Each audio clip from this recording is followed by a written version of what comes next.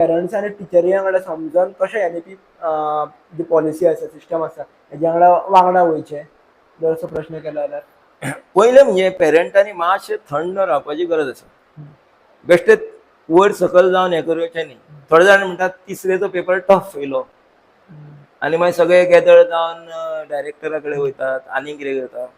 Tough वचना, आमी भुरग्यांक तयारी करुया न्ही. आमच्या गोंयांत भुरग्यांक त्या लेवलाक हाडपाची तयारी करुया.